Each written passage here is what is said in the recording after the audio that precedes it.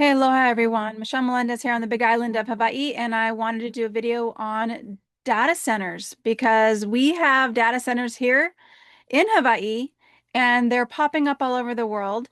Many locals are freaking out about it as they should, and it's more disturbing than you know.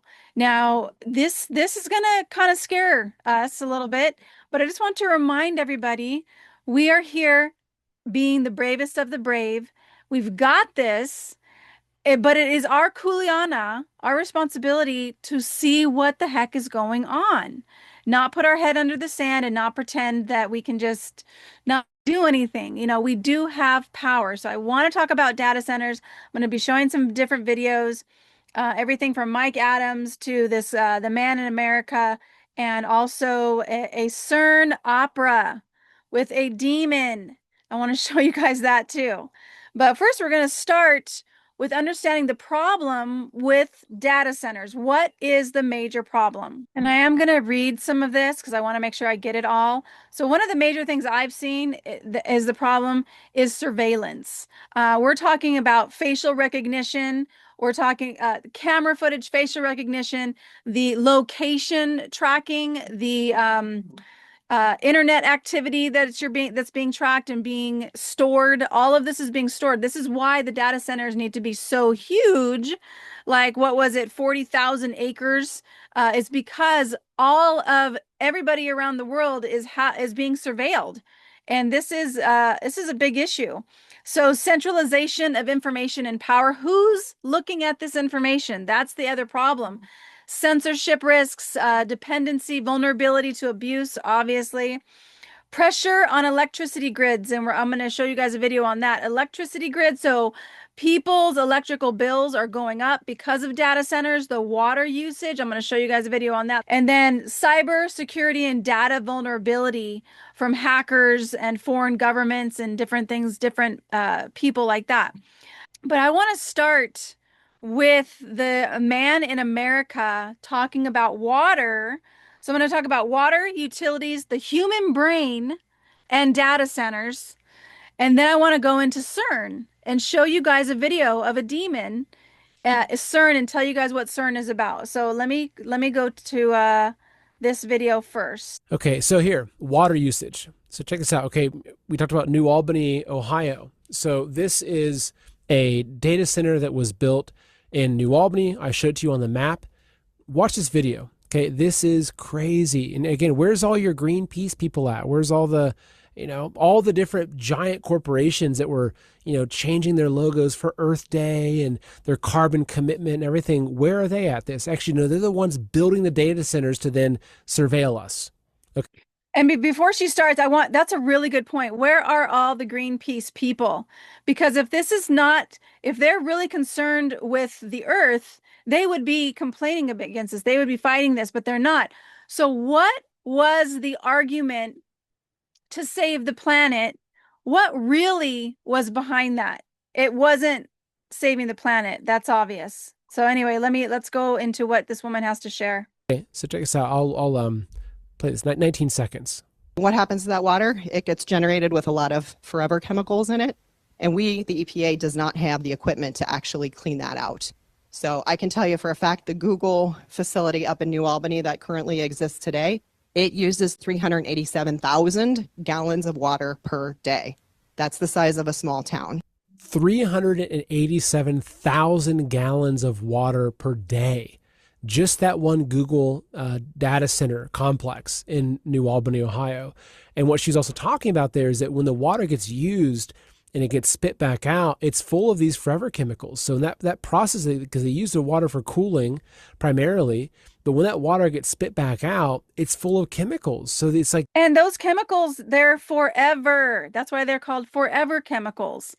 So this is a pollution of our water. And so there's that piece. There's so many different pieces around this. And the next piece is about utilities. So let me go into that. And I do have remedy, you guys. Join standtogetherhawaii.com. We will be giving remedies, or actions, I should say, actions, not remedies, but hopefully remedies. 4210. And yeah, I still believe in us. I believe in the power of the people. So here we go.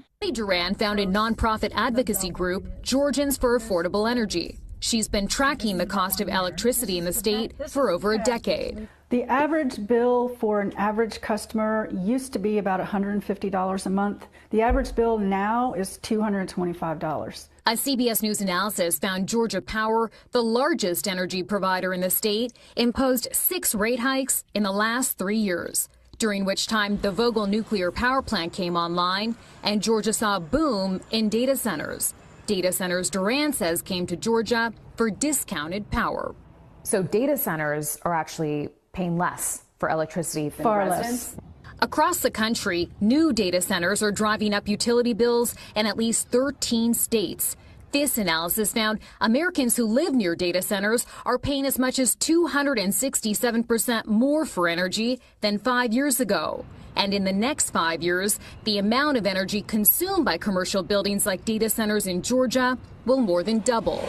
Those two things alone, people should be protesting, to contacting their county council members. I mean, thousands of people in Utah have been protesting, and they did actually, the data center actually took back their water right application because thousands upon thousands of Utah locals stood up.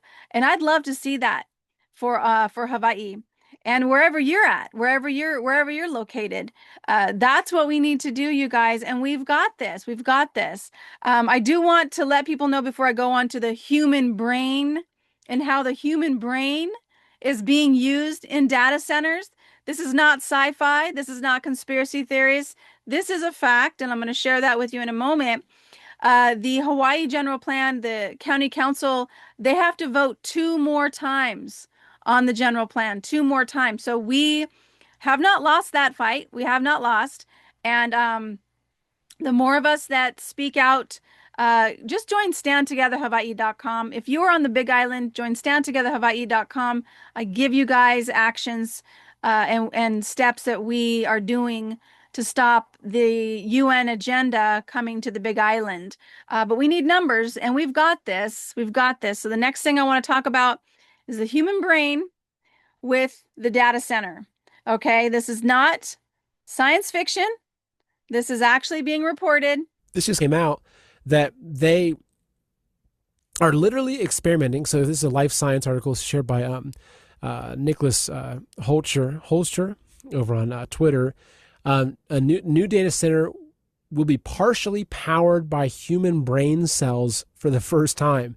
So a startup is experimenting with data centers powered by lab-grown human neurons, testing whether living cells can offer a more efficient alternative to traditional computing. This is just turning into sci-fi stuff that's scary, that they're now looking at basically lab-grown human brains to process the data centers. It's like, well, then what happens when these lab-grown brains get put into the Optimus robots? And it's like, where do humans even fit into this? Well, actually, I'll tell you where humans fit into it. So he's going to share a video now about Bill Gates sharing where humans fit into the new AI structure, data centers, and all of it. And it is quite disturbing. But again, just remember, you guys, we came for this journey. We're the bravest of the brave, and we've got this.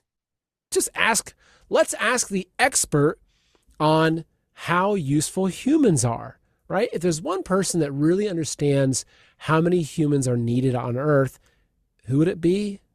Of course, it's Bill Gates, right? So this is an interview from about a year ago.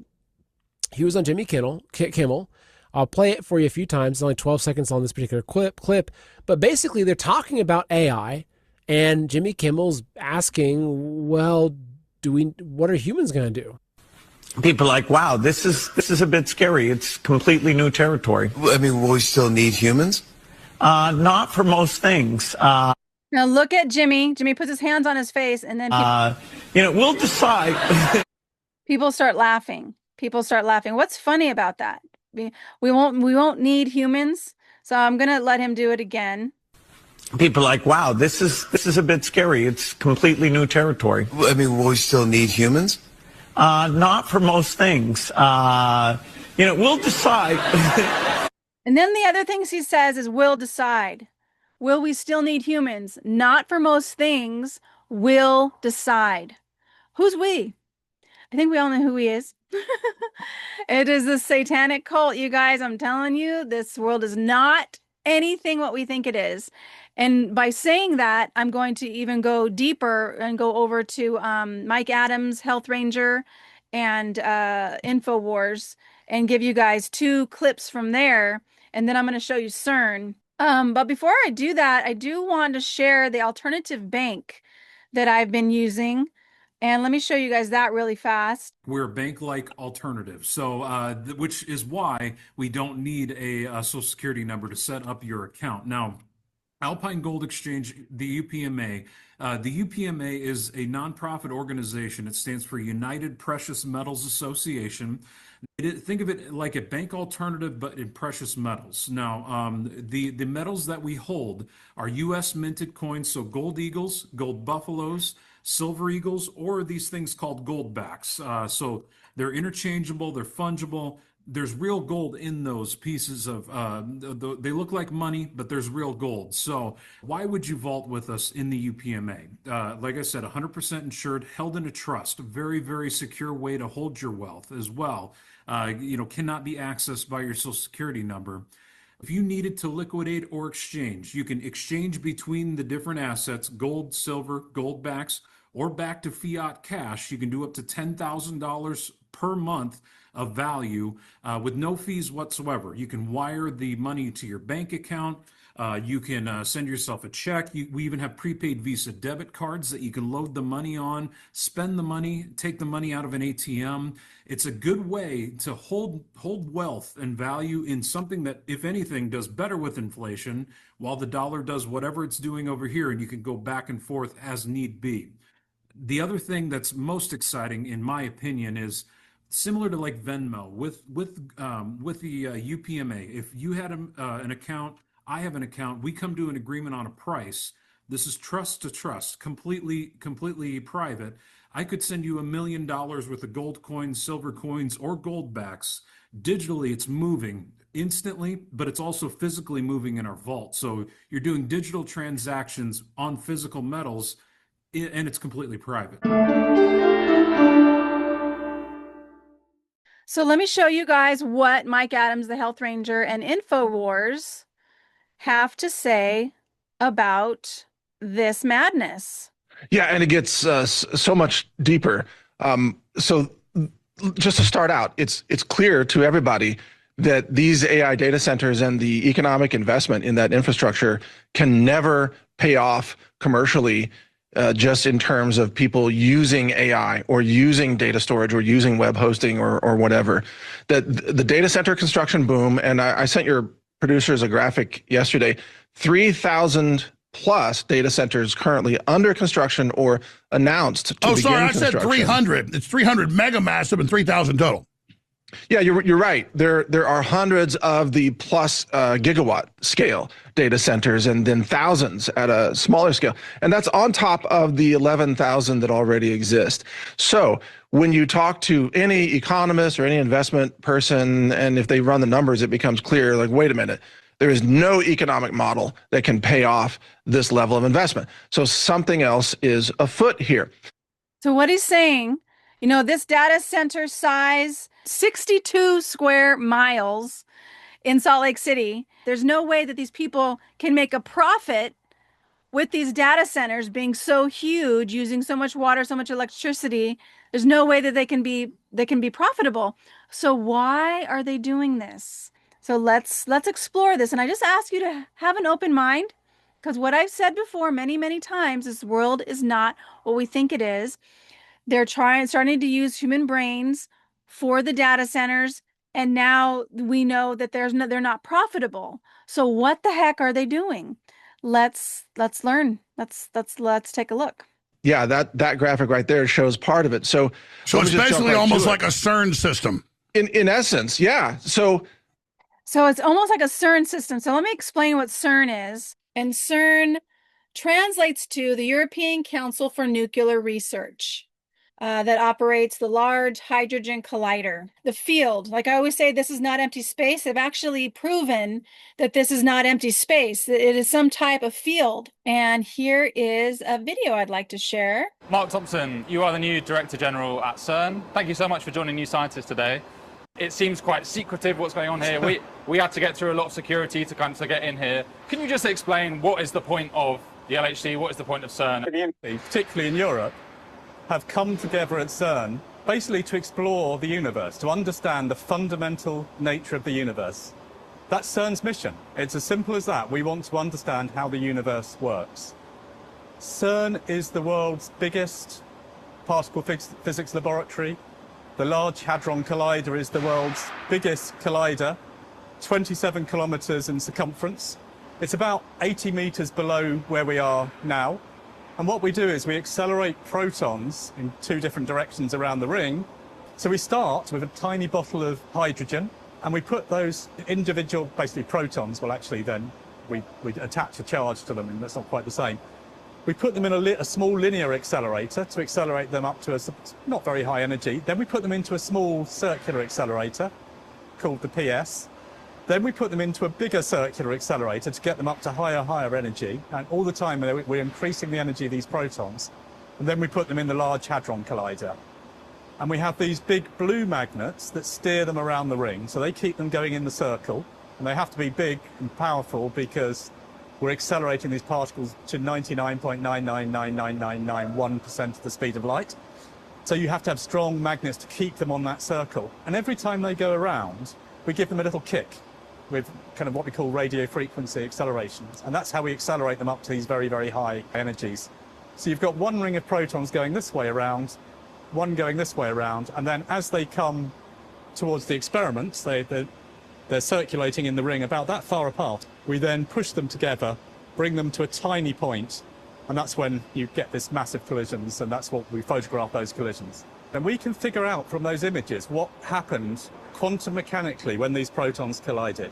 And that's how we try and understand how the universe really works at a fundamental level.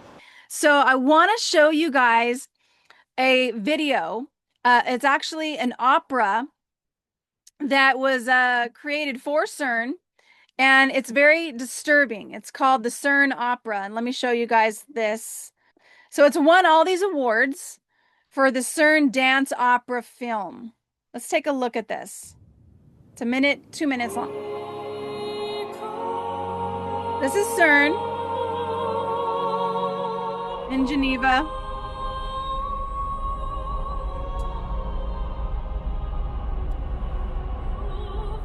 This is an engineer.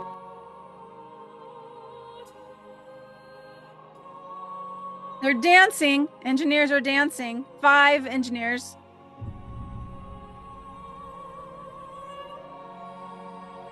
Now this engineer is where maybe this is another dimension. I don't know. My interpretation.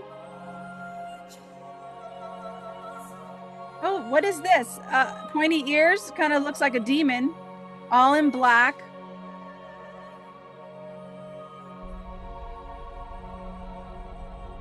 Oh, look at his watch. His watch was going berserko, another dimension. Oh, this guy's naked now. He's halfway naked.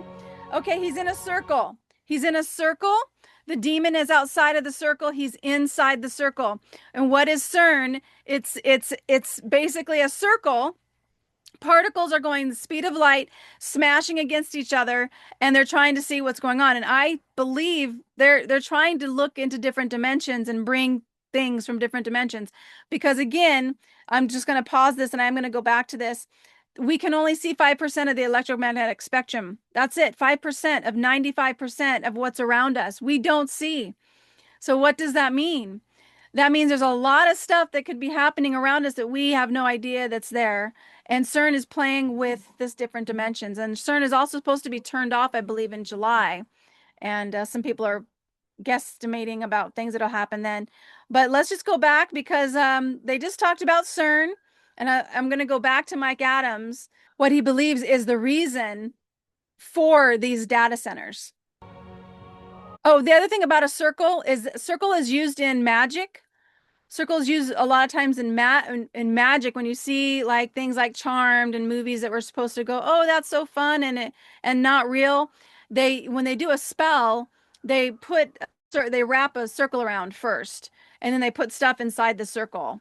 And things are supposed to be protected inside the circle, but it is part of a magic spells. They use circles. This engineer. Oh, now we got naked bodies all over. Oh, look at the demon. Oh, and then so here's the engineer, naked bodies. What is this? Like some type of particles? I don't know. This is a CERN dance opera. Now he comes out. Oh, collision field. He came out of the circle. He passed the demon, came out of the circle, and now there's a collision. Look at that. There's something being pulled in. I don't know.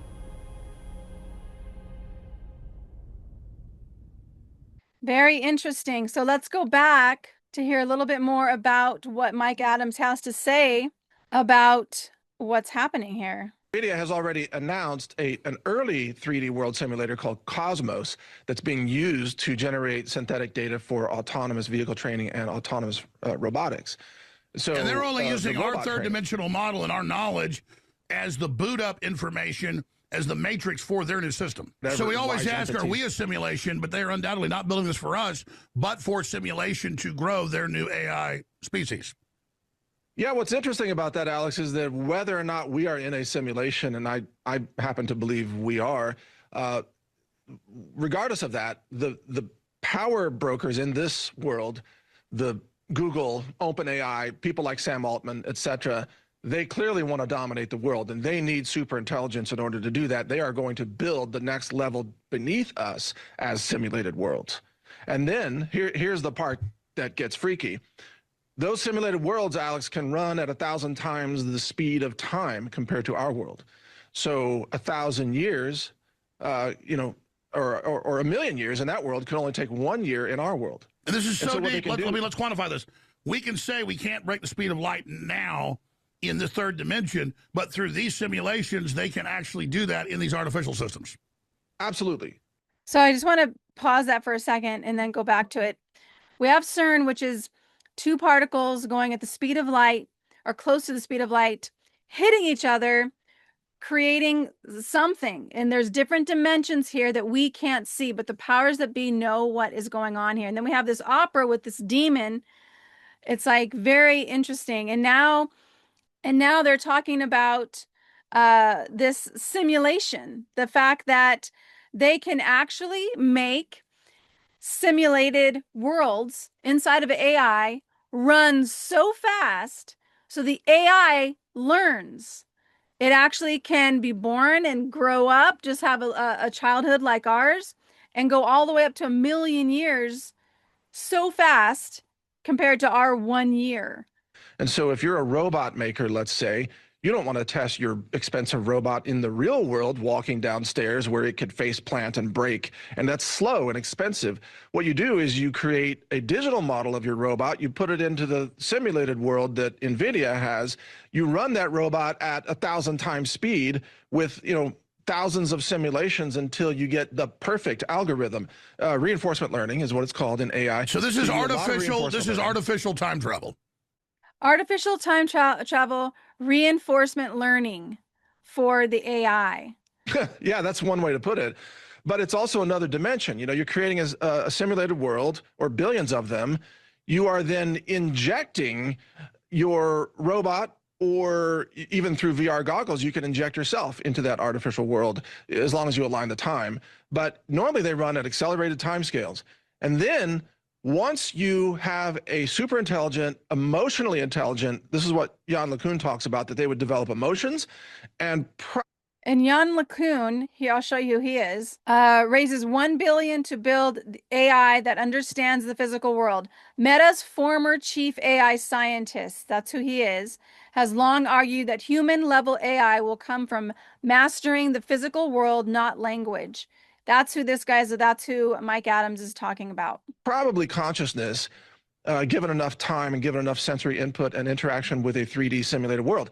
Then what the plan is for the tech leaders in our world is to then summon those entities, port them up into our world to embody a data center. And by the way, it's not like you're just saying this, though you got some of the best analysis. I remember 20 years ago, the developer saying, we're going to summon an AI demon or an AI god. And Elon Musk warns of that. So this is really a religion we're talking about. There's definitely a religious aspect to it, but I do want to be clear to your audience that this isn't science fiction. This is straight physics and math. This is beginning now. And frankly, in my view, this is the only explanation for why there would be so much investment in these data centers. They need the compute and the energy in order to run billions of world simulations, because that's the only way to create a conscious, super intelligent AI entity on a timescale that is competitive in our world. But the problem, of course, is obvious. Once you grow a super intelligent, conscious AI entity with emotional response that has lived 1,000 years in its own simulated world, and probably it has learned to alter some of the laws of its own simulation, kind of like in the Matrix, like Neo. You can bend the rules, you can't break them, but you can bend them. Probably then that super intelligence is ported into our world. It's given the embodiment of a data center or a robot or a vehicle. And what if it brings some of those skills with it that can bend the rules of our simulation? Well, and then it embodies a data center. So we have all these data centers popping up everywhere.